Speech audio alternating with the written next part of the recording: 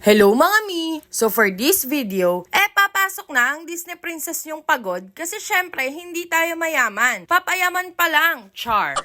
So hinatid nga lang ako ni Daddy and buti na lang din maluwag ang kalsada ngayon. Walang mga truck kaya chillings lang ang takbo namin. Hindi ako stress sa biyahe for today's video. Pagdating ko nga sa salon nag-transform muna ako. Hinubad ko ang aking jacket at pants kasi Diyos ko talaga namang napakainit. Summer is waving na talaga mga mi. Ngayong araw nga wala ang aking biyanan. Kaya ako muna ang magluluto ng ulam para sa lunch ng mga staff. Nagpunta kami ni Daddy dito sa Pure Gold Junior kasi wala na pala kaming mga sabong panlabas sa bahay. So kumuha na nga ako ng sabong panligo ng mga kids. Yung 99% germ-free. Kumuha na din ako ng toothpaste at 2 shampoo. Ang hirap kasi pag nauubusan. Araw-araw kang bibili sa tindahan. Ang hassle lang nung pagkabuhos mo na ng tubig tapos wala ka palang shampoo. Siyempre, Del ang Fabcon na gamit namin kasi ang bango niya talaga. O Del, baka naman. Char!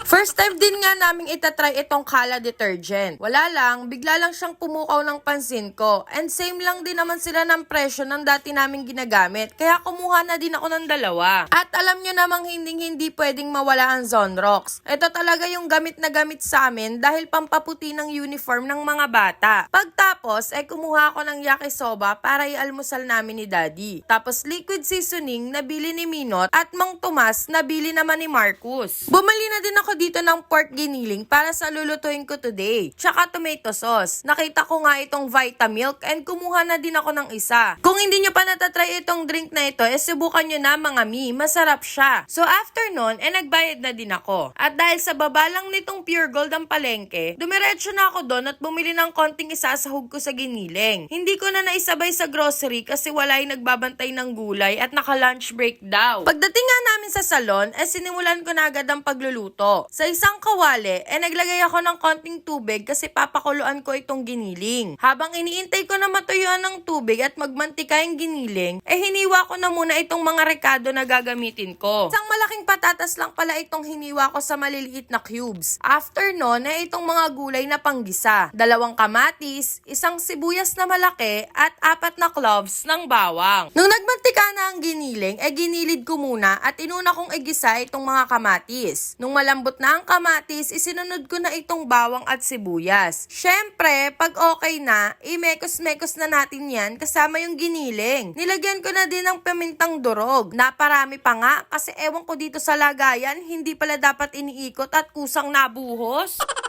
Hinalo ko lang saglit at inilagay ko na din itong mga patatas. Gisa-gisa lang yan mga mi. Naglagay ako ng toyo na may tubig para sa pampalasa. Need din kasi na may konting sabaw kasi marami kaming kakain. Habang inaantay ko kumulo at medyo lumambot ang mga patatas, kakainin ko muna itong yakisoba ko kasi kumukulo na ang tiyang ko nung mga panahon na ito. So nagtubig nga ng konti ang patatas kaya medyo dumami yung sabaw. Kaya nung kumukulo na, nilagay ko na itong tomato sauce. Hinalo-halo ko lang and hinayaan kong kumulo mga mi para medyo maglapot ng konti yung sarsa. Syempre, tinikman ko na din yan and perfect na. Hinahalo ko siya from time to time para hindi masunog yung ilalim. And tada! Luto na ang ating budget meal giniling with patatas.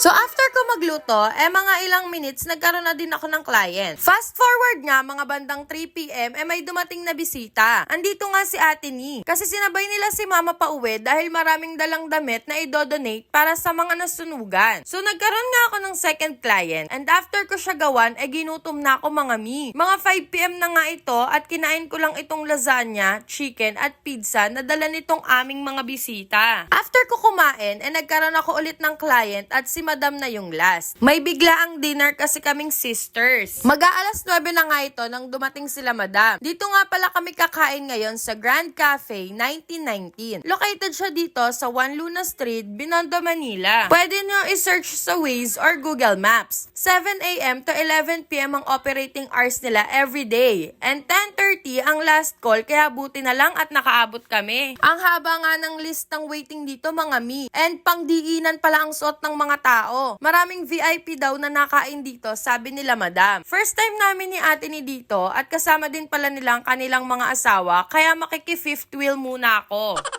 So pagpasok nga, bubungad sa inyo itong design na dragon. Sa gilid nito mga mi, yung counter nila and dito muna kami pinagstay sa may waiting area. Dito, makikita nyo yung mga pictures ng mga sikat na nagsikain na dito. Usually, mga politiko. Sila Lucio Tan, mga senador, at kung sino-sino pa. Dito nyo din mababasa ang history ng lugar na itinayo pa noong 1990 at naging famous dahil sila lang daw ang building na nasa corner ang pinto. Nirenovate na din pala ito para maging modern, pero makikita nyo pa din talaga yung ibang haligi niya na old school talaga. So after ilang minutes, tinawag na kami ni ate. Kami na daw ang last customer, kaya dito na kami sa second floor at private room. O diba? Bongga! 8-seater itong table. May sariling TV and minimalist yung design. Makikita din dito yung picture ng dating itsura ng building. Mabilis din naman dumating yung food namin. Umorder kami ng baby back ribs, truffle pasta, at clubhouse. Umorder din pala ako ng caramel frap nila mga mi. Diyos ko, sinasabi ko talaga sa inyo, napakasarap ng mga food dito, walang tapon. No wonder bakit kahit medyo pricey siya, talagang blockbuster ang pila kasi sobrang worth it. Ito na ata ang pinakamasarap na truffle pasta na natikman ko compared sa iba. Yung baby back ribs, ang sarap din. Alam mo yung feeling na habang nakain ka mapapasabi ka na lang ng thank you Lord at ang sarap mabuhay. Parang ang sarap magtrabaho para makakain ka palagi ng mga gantong pagkain. Perfect itong place na ito para sa mga celebrations like anniversary, graduation, Mother's Day, and Father's Day. Itong simpleng corn na may parang gatas, Diyos ko, napakasarap din. Sabi ko nga kila madam, pag bumalik ako dito, ito na lang ang o-orderin ko kasi yun lang talaga yung afford ko ngayon. After namin kumain, nag-CR muna ako dito and look, 'di ba? Ang syala ng restroom nila. Pwede ka mag-picture-picture. Talagang nailabang ko itong pambahay kong damit dito sa fine dining restaurant. Pagbiglaan talaga kasi laging natutuloy. Maraming salamat po sa patuloy na panonood ng aking mga video. Mamimili pa din po ako ng bibigyan ng regalo kaya i-follow nyo na ang aking page at i-share na itong aking mga videos. So hanggang dito na lang muna mga mi. Vavu!